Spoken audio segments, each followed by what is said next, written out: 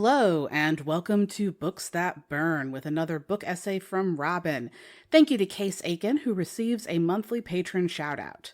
This essay discusses and moderately spoils the following works by Alexis Hall: Rosalind Palmer Takes the Cake, 2021, 10 Things That Never Happened, 2023, Glitterland, 2013, Waiting for the Flood, 2024 edition, For Real, 2015, A Lady for a Duke, 2022, Boyfriend Material, 2020, Husband Material, 2022, and The Affair of the Mysterious Letter, 2019. A brief note. When I first conceptualized this essay, I thought I was going to read every published novel by Alexis Hall. Then I intended to discuss at least one book from each of their series. It turns out that their catalog is so extensive that even after taking 2 months to read and occasionally reread as much of their work as I could get my hands on, I still haven't gotten to everything. Neither do I, on balance, want to spoil major elements of their entire catalog. Therefore, I haven't read everything they've written, and I don't reference every single thing that I read. However, I read enough to be sure of my point generally, and am happy with what I've chosen to reference specifically. Content warnings. This essay contains cursing and discusses fictional depictions of biphobia, homophobia, transphobia, toxic relationships, ableism, and classism. Contains brief mentions of fictional situations such as pregnancy, mental illness, an age gap relationship, prison, drug use and abuse, an eating disorder, the idea of suicide, and a suicide attempt. When miserable people get happy endings. Unlikable protagonists in Alexis Hall's writing. Alexis Hall frequently writes unlikable protagonists. The author themselves, in the foreword to the 10th anniversary edition of Glitterland, makes reference to unsympathetic protagonists as a theme of their writing. I find it wonderful and fascinating that they write so many stories with characters I might not want to spend much time around if they were real people, or whose motivations are born out of an entirely different mindset to my own. And yet, they make for very cathartic protagonists because when someone generally unlikable can get a happy ending in the structured and idealized world of a novel, it opens up possibilities of what likable means anyway and who gets to have happy endings. That most of their protagonists are queer makes this even more important to me because all I want as a queer reader is for the space of queer possibility to be as varied and messy as anyone else's, without compromising or hiding that queerness. Likeability is an elusive thing which is very much up to one's personal taste. As a general quality, it is how easy or effortless it is for someone to enjoy or appreciate someone or something else.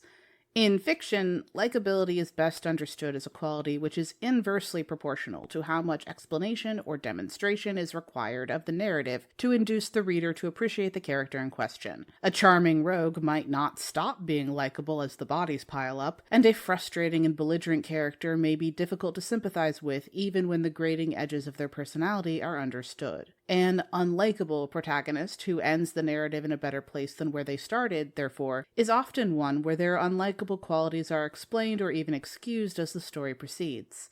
If the story is about them earning that happy ending, then they might be forced by the narrative to change fundamental things about themselves in order to get better circumstances. This then reinforces the idea that they truly started out unlikable because they did, in fact, need to change into someone else who could be liked so they could end up happy. What I love about Hall's writing is that, generally speaking, they do not force characters to contort themselves into new shapes just to gain happiness. Instead, their protagonists figure out how to be okay with their own flaws and to be less reactive to the shortcomings of others. Rather than trying to change how they behave when alone and stressed, they establish community with others so they don't have to bear their burdens alone. Hall doesn't force their characters to change who they are fundamentally, rather they lead them towards accepting something that's already true.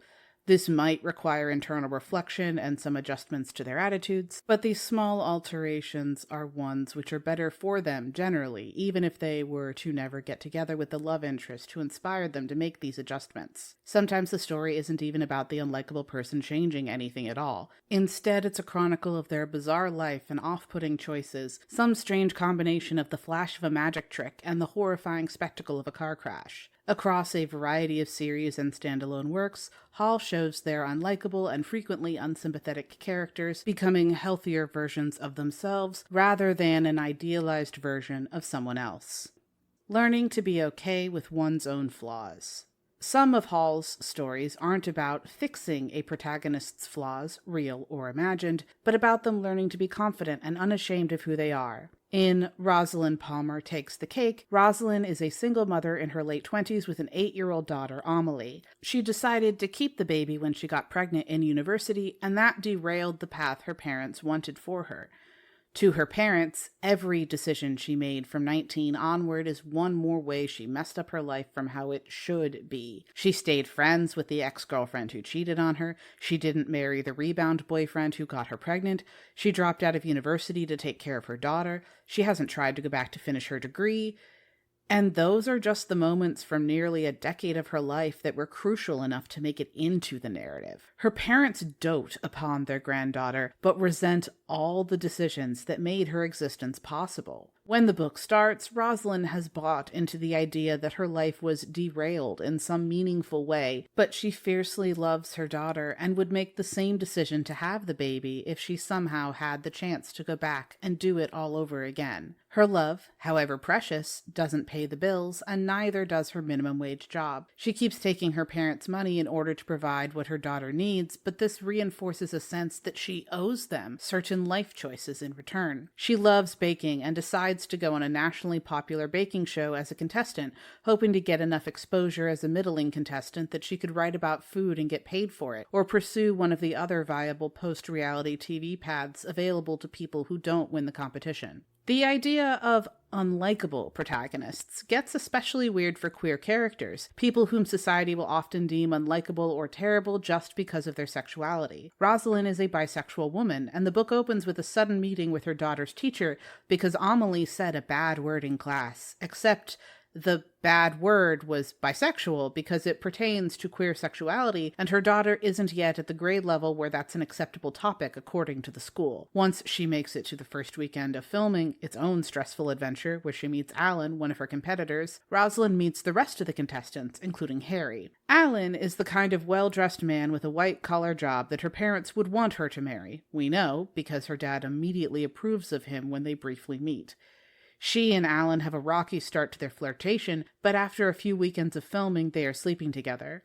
Most of the time, the story glosses over the weekdays of work and getting her daughter to school, focusing on each weekend taping of the show and a few important moments during the following days. Rosalind was initially frustrated by Harry because his colloquial speech is full of gendered language, calling her love when they don't know each other yet, referring to women as birds, etc. When she calls him out on it, he thinks about it and comes back later with the decision to call everyone mate because, as he says, if he switches to calling women mate, it'll be fine, but if he starts calling his male friends love, they won't take it well. It's an expression of his desire to meet Rosalind where he can and address her how she wants to be addressed, but also he's aware of the implications when not everyone in his daily life has the same ideas about gendered language.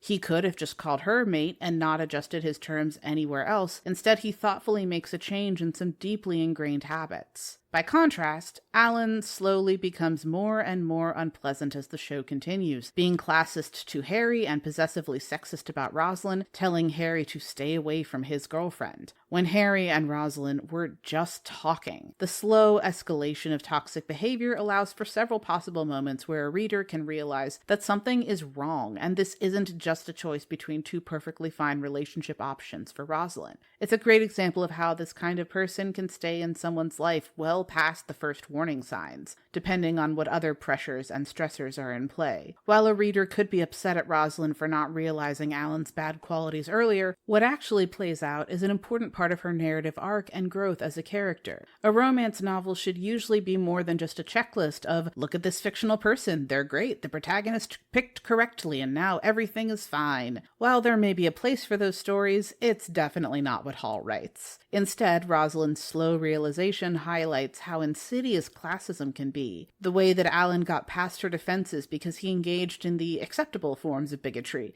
classism, and a bit of regionalism. She was harsh to Harry at first meeting because of the way his gendered references felt sexist, even when they were not mean-spirited. When she doesn't immediately clock Alan as a socially adept asshole, there's room for her to have a realization and struggle over how to deal with this new information. Alan tries to force her onto a path of his own making, one where her daughter Amelie is a logistical inconvenience and Rosaline's own preferences are secondary to whatever Alan wants. Part of what she learns is that not only is Alan the kind of man her parents want her to end up with, but that says something bad about her parents rather than indicating anything particularly good about Alan. To whatever degree Rosaline changes, she becomes more confident in her decisions, willing to defend them and not see them as mistakes on the way back to some hypothetically better path where she's in medical school, then a doctor, and doesn't have much time with her daughter. She makes the decision to reject her parents' attempts to control her life before the competition ends. That's important because it means she stands up for herself before she knows whether there's the safety net of TV fame from winning. She wants the path she's on. She wanted it from the moment she knew that Amelie was a possibility, and she is done trying to live up to the expectations of people who don't think that version of life is fulfilling or meaningful. She doesn't think it's a flaw,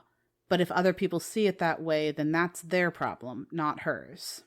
Becoming less reactive to the shortcomings of others. Sometimes the focus is more on accepting perceived faults and being less reactive to things that someone else can't or won't change. Two unlikable people pairing off with each other, after all, means they get to be happy and other people don't have to feel bad about not wanting to date either of them. This is kind of what occurs in 10 Things That Never Happened. The book hinges on a crucial misdirection. Sam Becker doesn't actually have amnesia and does in fact remember that his boss, Jonathan, was responsible for him tripping backwards into a display shower and getting a concussion. This makes for a bold and possibly unusual situation in amnesia-based romantic comedies. The thing Sam actually remembers is something that makes Jonathan look worse, not better. Jonathan in work mode is the kind of asshole who would berate someone for disagreeing with him and doesn't have the momentary spatial awareness to notice that Sam was in danger of tripping if he took a few steps backward. Allowing Jonathan space around Sam where he thinks Sam doesn't know that fact gives Jonathan room to exist with someone whom he thinks doesn't already perceive him as an asshole. He doesn't relax, not really, but he tries to be less of a dick when stuck with someone where his frustrating behavior isn't perceived as a foregone conclusion. Sam, for his part, does remember, but spending time recovering at Jonathan's house gives him context for that dickishness. Behaving as though he doesn't remember the incident forces him to treat Jonathan differently, only based on any subsequent frustrating behavior, not on months and months of dealing with him as a distant and exacting employer.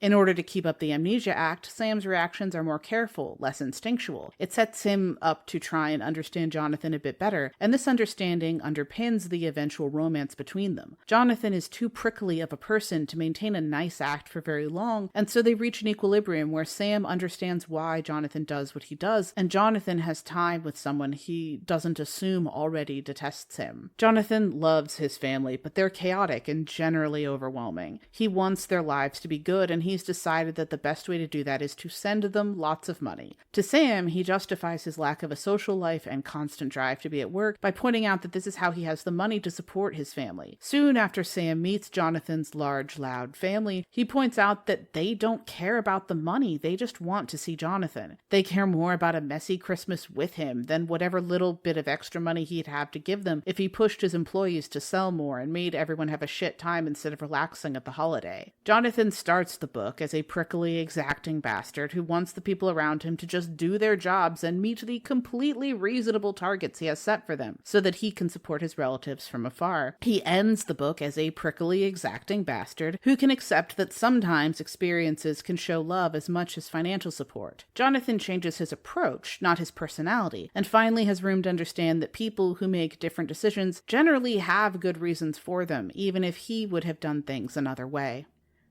Reaching for community. Glitterland follows Ash, a man who is depressed and hasn't felt an identifiable emotion in a long time, mostly but not necessarily solely due to his bipolar disorder. He has a one-night stand with a bubbly man from Essex who is brimming with irrepressible enthusiasm, and Ash runs out on him after waking up in a panic attack. Ash goes so far in trying to not remember this insignificant person's name that it doesn't actually appear in the book when the guy first introduces himself. Since I'm not British, I didn't immediately know what was supposedly bad about being from Essex, but as far as I can tell, it is subject to similar stereotypes as, say, New Jersey is in the USA. Loud, lots of partying, low class, and surrounded with a general regionalist disdain that it's difficult to maintain for some place which is either too close or too far from the area. Ash's mental illness is an explanation for much of what's happening to him, but it's the kind of thing where knowing why isn't actually helpful when he's in the middle of it. During his panic, he calls his ex-boyfriend, Niall, to come get him, which disrupts that guy's plans to try and seduce their friend Max at his stag night. Ash thinks he's unlovable due to being bipolar, and his pretty shitty ex-boyfriend seems to be no small part of that. Ash previously attempted suicide, and Niall is the one who found him. The other man now feels like if he ever leaves completely, Ash will try again and succeed this time, but it colors their every interaction with the idea that they're stuck together, even as neither of them can quite remember if it was ever good. Niall treats Ash like he's a burden, an inconvenience, and an obligation. It makes the brief positive moments together feel like exceptions to a general rule of misery. They orbit each other and can't quite separate, but also don't feel allowed to move on completely. When he's not actively in crisis, Ash often feels abandoned and alone. This feeds into a cycle of making unwise decisions, which generate a crisis, require calling his ex, then let him get a moment of support. Ash only gets the supportive, helpful version of his ex when he's actively in crisis, and as time goes on, the crisis mode becomes less helpful and more guilt-inducing. The man from Essex turns out to be Darian, who shows up again, this time at a signing for Ash's most recent novel. Still struck by having had more than 0 positive emotions on that night, before the panic attack ruined it, Ash wants to try again, and he and Darian start sleeping together. Ash is socially anxious and very prone to panic attacks. A simple trip to the grocery store is anything but so. Darian makes him feel things. His presence helps Ash care about literally anything at all, and he doesn't want to lose this feeling. After they've been together for a bit, Darian invites him to Essex Fashion Week, a one-day event, and Ash, too anxious to go alone, shows up with Niall. Niall insults Darian, outing Ash as bipolar and saying Darian can't take care of Ash, who runs out and finds his way home. Ash's way home was slow enough to let Niall beat him there, and he's waiting on Ash's doorstep, where they finally put words to the toxic dynamic between them. This is a weirdly positive moment for Ash, as he rejects the man who simultaneously resents him for living but couldn't let him die. Later, they establish a cautious equilibrium as friends, where Ash can be his ex's support sometimes, but he's no longer on the edge of despair every time they interact. Unfortunately, Ash was so invested in how Darian made him feel that he lost track of the person underneath. Towards the end of Glitterland, at his friend's wedding rehearsal dinner, he insults Darian to try and keep up with snobbish expectations from strangers and passing acquaintances. It turns out that Darian was right behind him and heard it all, and he runs out of the event. Ash doesn't chase after him. 6 months pass, and Ash is convinced that it's over. He believes that Darian should neither forgive him nor want him back, but eventually he shows up on Darian's doorstep to apologize. Darian understands more than Ash could expect and takes him back anyway. Logistically, their reconnection is possible because Ash remembers the details of where one of Darian's friends works, tracking her down and getting Darian's address from her. He's able to make amends because he met some of Darian's friends at Fashion Week and remembered just enough to find this person's business. This is a significant change from being the guy who slept with Darian and purposefully didn't note his name, but it's not some drastic change in his overall personality. Ash finally gives more than 0 fucks, and that small willingness turns out to be enough to start mending things between them. The updated edition of Waiting for the Flood contains 2 stories, Waiting for the Flood and the follow-up Chasing the Light. Edwin and Marius were together for 10 years. Then Marius left with no warning and very little explanation, devastating Edwin and leaving him alone in the house they bought together, but which it seems that only Edwin loved. When thinking about Waiting for the Flood in the context of this essay, I wasn't sure whether Edwin fit into the string of unlikable but not detestable protagonists. I realized that, given some degree of underlying ableism, he might actually fit as someone who is literally disliked in his everyday life, no matter how nice he is. At the very least, due to his stutter, he feels like a burden in conversations, both a frustration for other people and stressed out himself. His words get stuck, specific syllables causing him problems and making his speech slower than his thoughts. Seeing the frustration on other people's faces, he thinks they'd sometimes rather he not speak at all than make them wait for the end of his thought. In particular, he thought Marius felt this way at various points of their relationship. Edwin has felt isolated and unheard for much of his life, spending his days restoring old books at work and at home. His closest daily relationship is with his neighbor, an elderly woman whose husband died years ago. Finally realizing it's okay to move on, Edwin has a very sweet romance with Adam, a civil engineer who is temporarily in Edwin's neighborhood to work in flood management and recovery. Adam doesn't make Edwin feel like his words are a burden, and in turn, Edwin is gradually able to speak more. Community and communal responsibility is a major theme, explored through their discussions of game theory and the practicalities of flood management for a whole neighborhood. At one point, Edwin spends all day helping neighbors sandbag their homes, then assumes his isn't taken care of yet because he didn't do it himself. When he finally gets home, there are sandbags waiting by his door, showing that he wasn't neglected while he did his part for others.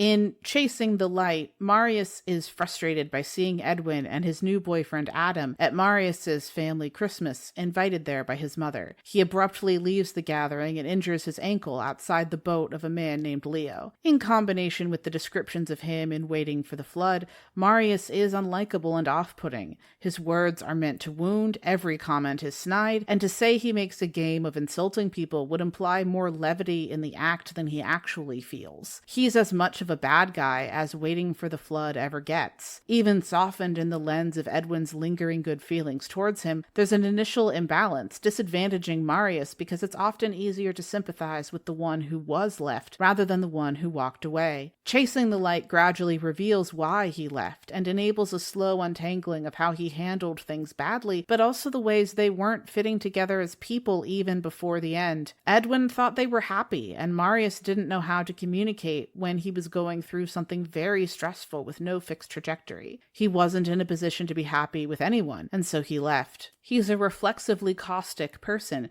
perhaps initially trying to balance his parents' cloying supportiveness with metaphorical shoves away, but as an adult, his instinct is to lash out rather than let himself be pitied. That the other party might not have pity in mind at all doesn't change his frustration with the possibility of it. Somehow, this prickliness endears him to Leo, who helps wrap up his ankle after his fall and insists that he stay on the boat to recover, as it's Christmas, snow is everywhere, and everything is closed. Leo used to be a generally amoral and uncaring person before going to prison for insider trading. It changed him, hopefully for the better, but he's very clear about the fact that you have to be a pretty terrible person in order for a stint in prison to be a genuine opportunity to become a better one. The person he is now is the right kind of unflappable to take Marius's shit without taking it personally, especially when Marius didn't actually mean it, which is most of the time. In the end, Marius finds a community among the people along the river as he lives in the boat with Leo. Edwin and Adam visit Marius at the boat several months after he's settled in and briefly witness his interactions with some people who stop by to partake of the coffee Marius has brewing nearby. The visitors are friendly and polite, while Marius answers them entirely in sarcastic retorts, and they proceed through the interaction as if he weren't a total git.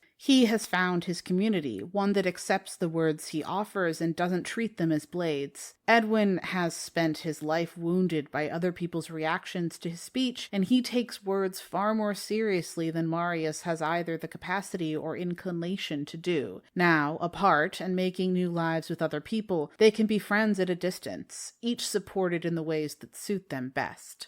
Accepting something already true. For Real plays with the paradigm of unlikability in some fascinating ways. The first, most obvious one is the age gap. Laurie is 37 and Toby is 19. They meet at a kink party, and Laurie, a sub, goes to his knees for this confident young dom who just needs someone to take him seriously and trust his control. For some, just the age gap makes this an unlikable pair, let alone the BDSM. Turning to their actual personalities, Laurie has a nigh unbreakable emotional wall up between himself when he submits and how much intimacy he allows in the rest of his life. I didn't find him distasteful to read, but a huge part of that is that, as a reader, I knew what he was thinking and how much just time with Toby means to him. Toby, on the other hand, only has what Laurie actually says and does, and while Laurie will be naked on his knees for Toby at a moment's notice, he continually refuses to reciprocate Toby's sincere "I love you" with anything but silence. Eventually, Toby reaches a point where he takes Laurie's silence as meaning that he doesn't love him or take him seriously. He breaks up with Laurie, flinging his key to the ground and leaving abruptly at the end of a weird and stressful day. This flips their usual dynamic where Toby shows up on Laurie's door and has to wait for him. Now, Laurie has to show up in Toby's space if he wants any chance at getting him back. He remembers enough about Toby's mother to figure out where she lives and look for Toby there. It works. Toby shows up the next day and is moved by finding Laurie there. Laurie loves Toby and has for a while, but it's only when the choice is between acknowledging his feelings or losing Toby that Laurie is able to lower his walls and communicate with words in addition to his body. The reversal is important, with Laurie moving out of his comfort zone in a way that has nothing to do with sex and everything to do with intimacy. Laurie finally tells Toby he loves him and has for a while, and they agree to try and make it work. They can't promise forever, but they know they want to be together now, and they want to see how it goes from here. Internal reflection and attitude adjustment. In A Lady for a Duke, the specter of unlikability weighs heavily on Viola Carroll.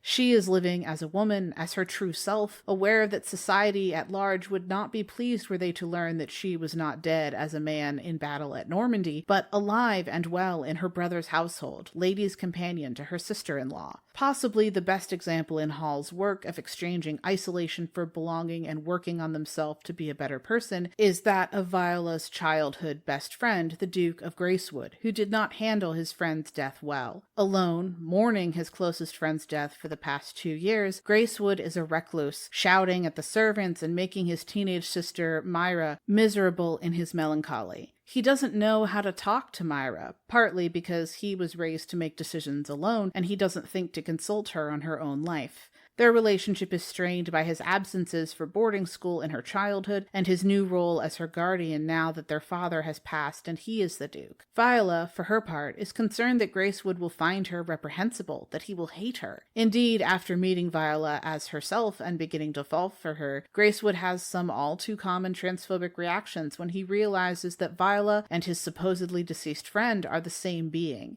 It's a difficult scene to read, especially as a trans person. Gracewood seems caught in between dissonant emotions, hurt by descriptions about reality which don't hold true when viewed simultaneously. In his pain and anger, he centers himself, upset at Viola for being alive and for his boyhood friend being dead, distraught that she took so long to appear, and frustrated that she appeared at all. If his friend had stayed dead, he thinks he could have moved on. He assumes that if Viola had revealed herself sooner, he would have gladly welcomed her and been saved years of pain. The fact that, so far in his grief, he's become dependent on laudanum and had made moves towards suicide makes it quite clear to the reader that he would not, in fact, have gotten over it if he continued to think his friend was dead. As a scene, it's a wonderfully succinct example of something queer people experience all the time when coming out to someone whose reaction they weren't sure how to anticipate. The person becomes upset both at having to deal with the information and with the implication that they weren't trusted to know it sooner. Fortunately for Viola, Gracewood's secondary reaction after she flees his estate is to realize the unfairness of his impulse, that if he has, in fact, reacted badly to this knowledge, then he has hurt his oldest and dearest friend and validated her trepidation in coming to him. He then takes it upon himself to work on this and other areas of his life, processing the pain and shock without further burdening Viola with the storm of his reactions. At least a month later, after weaning himself off laudanum and taking much more time to think, he visits Viola in London. He has taken Viola's sister-in-law's advice to bring Myra to London to have a season. There, he apologizes to Viola for having treated her unfairly and not understanding how much she must have been hurting for the years before transitioning. As a pair, I found Gracewood and Viola the most likable of Hall's protagonists, with Adam and Edwin a close second. Theirs is fundamentally an arc of discovering meaning and happiness with each other, regardless of what society will think. This is, in fact, made possible in no small part by Gracewood's wealth and status as a duke, something specifically called out later on. After hearing of Gracewood's melancholy, but before she has traveled to his estate, Viola tries to explain the situation to her little nephew, who wants to know if Gracewood is a wicked person for being so mean. Before even having seen him again, Viola assures the child that Gracewood is not wicked, he's just sad and needs help. This scene helps fundamentally establish the narrative's angle on Gracewood and Viola, that neither of them is fundamentally a bad person, but that they are both having trouble understanding themselves as anything else. Viola has good reason to think of herself as disliked by society. She has given up a position of relative power which few cis men in her position would even consider abandoning, in a way that seems utterly incomprehensible to her former peers. As a woman with a non-normative body, she thinks she has no opportunity for love or building a new family. Viola has mostly accepted her status as a spinster aunt, too old to marry and content to accompany her sister-in-law and help raise her nephew.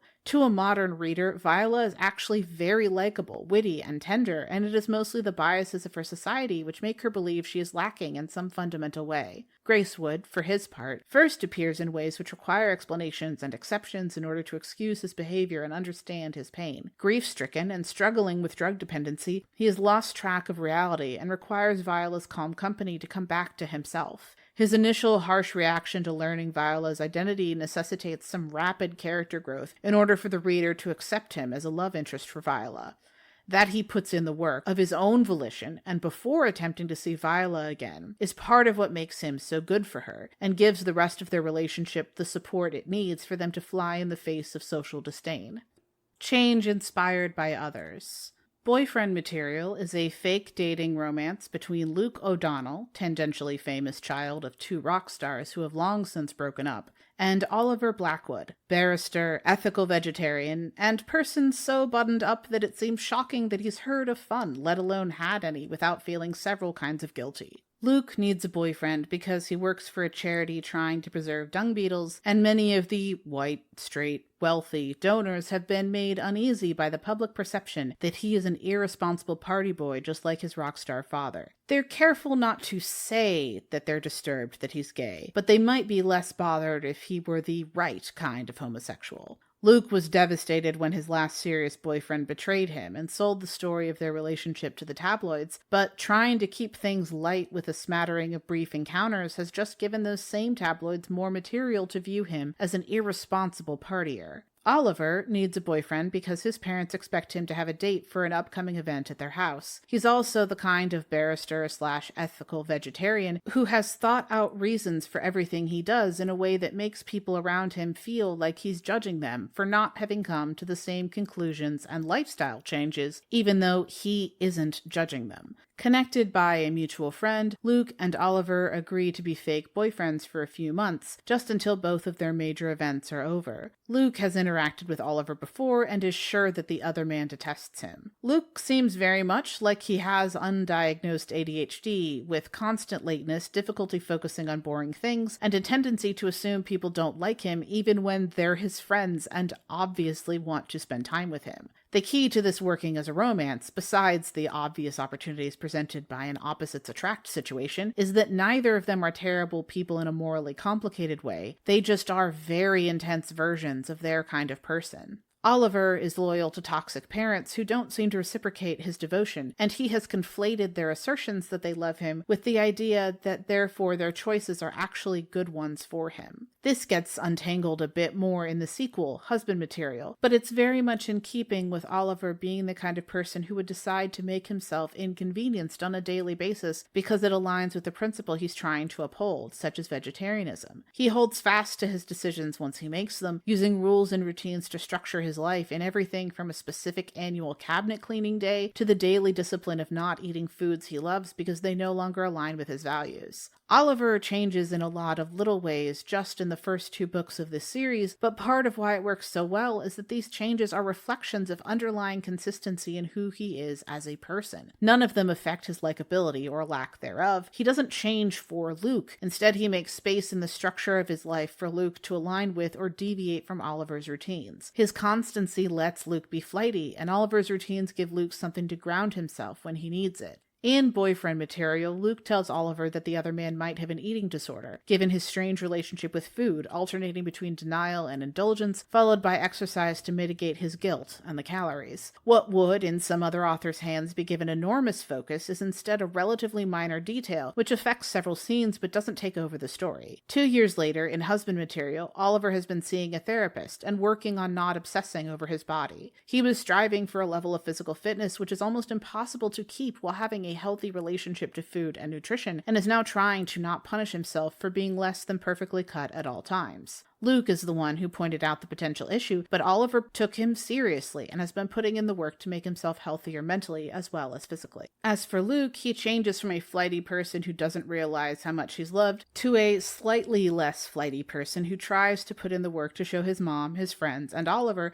how much he appreciates them as people as well as needing their support in his life. The flurry of weddings in husband material gives him ample opportunity to be materially useful to a bunch of people who are important to him, as well as to see them show up for him and Oliver in very stressful circumstances. All the planning throws into stark relief the differences in their upbringing and how important their sexuality is to each of them. For Luke, being gay and engaging in queer culture is this vibrant thing that brings him joy. He doesn't care if much of the popular symbolism is an American import. What matters is that it feels important to him. Oliver doesn't feel represented by rainbows and doesn't mentally catalog his friends' orientations as part of how he relates to them. Tensions escalate between Luke and Oliver as their wedding approaches, symbolized by the idea of whether to have a rainbow balloon arch at the wedding. The more it comes up, the less the actual arch matters, and the more it epitomizes the ways that this ceremony, historically tied to heterosexuality, doesn't seem like it can represent Luke and Oliver's relationship with each other as 2 very different kinds of people. If it's the traditional wedding that Oliver envisions, then for most of his life that image has categorically excluded him from participating as a gay man. If it's the queer celebration that Luke craves, then it won't feel like a wedding to Oliver. This resolves at the last moment in a way that preserves who each of them is and what they really value, regardless of what anyone else might think about their choices.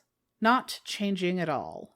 The Affair of the Mysterious Letter is a Sherlock Holmes retelling with Watson, Captain John Wyndham, as a trans man, Sherlock, Miss Scheherazade Haas, as a bisexual woman, and Irene Adler, Miss Irene Viola, as a former lover of Miss Haas being blackmailed in her current engagement. Scheherazade Haas is brash and confident, a flagrant drug user and experimenter with substances, generally engaging in the behaviors which made the original version of Sherlock Holmes so frustrating and brilliant. She proceeds without regards for the well-being of others, but is always taking up space, generally supposed to be unlikable or at least annoying. However, there's a certain threshold of general competence which induces those around her to stop complaining and accept the frustrations in order to achieve results. Scheherazade Haas has that level of competence and brilliance where the spectacle and the solutions outweigh the strange inconveniences of her acquaintance. Because the story is filtered through John Wyndham's perspective, there's the frequent implication that he has removed a lot of swearing from the story. Most, but not all, of the swearing is from Scheherazade. This seems intended by Wyndham to preserve the reader's delicate sensibilities, but does much more to establish himself as a diligent recorder while still a relatively prudish character. Scheherazade changes a little bit in that she has new experiences and incorporates them into her ongoing understanding of the world, but she does not, in a narrative sense, have to change in order for the plot to progress and the story to conclude satisfactorily. Wyndham gradually grows to accept her peculiarities and habits even if he doesn't understand her, as evidenced by how he refuses to accurately record her filthy language. Challenging likability as a goal. Alexis Hall repeatedly portrays queer characters with qualities which, under some other author, would be meant to make them unlikable as they are, requiring some fundamental change in order to earn a happy ending and endear themselves to the reader. Instead, Hall positions them to improve some aspect of their lives without requiring them to change their entire personality. Often, there's a core awareness that 2 people being in a frustrating relationship doesn't automatically mean that either person requires fixing, but it probably means that they are not good for each other in that moment. This is the case for Rosalind and her parents when she needs them to stop trying to control her life, and for Edwin and Marius, who are much better friends at a distance than they were as a couple. Because Hall's protagonists aren't required to change themselves, sometimes the answer is that they, in turn, need to accept the irritating and intractable facets of someone else, such as when Sam and Jonathan become a couple after spending time together under circumstances that forced both of them to pause before reacting to each other's irritating behavior. When characters have difficulty being alone and without support, Hall sets them up to find community and learn to thrive as best they're able, finally accepting help from others. Ash and Luke learn to see the people who have stuck with them, and mostly stop waiting for their friends to decide they're terrible people and abandon them. This is often paired with accepting the truth that they already love and are loved. If they behave in ways that do require them to make an apology, they figure out what the other person needs from them and try to provide it, reflecting and adjusting their attitudes without any expectation that they'll be able to restore their previous relationship. Such is the case with Gracewood's apology to Viola for his transphobia, or when Ash takes 6 months to work up the nerve to find Darian and apologize for his insults, and when Laurie shows up at Toby's place after a fight to see if it's not too late to work things out. Their changes, when they do happen, are inspired by caring about other people and wanting to be better friends and partners to them. Luke and Oliver fit their lives together, but don't expect each other to cast away the personalities that endeared them to one another in the first place. And finally, the story might not be about them changing anything at all, but living out their boisterous and strange existence, as is the case for Miss Scheherazade Haas. Hall writes protagonists who lean into strange specificities to be wilder and more wonderful versions of themselves, filling pages with vibrant queer characters who fumble their way into better lives. Their flaws make them better, their unlikability doesn't make them unlovable, and they find ways to be happy, if that's what they want from their story.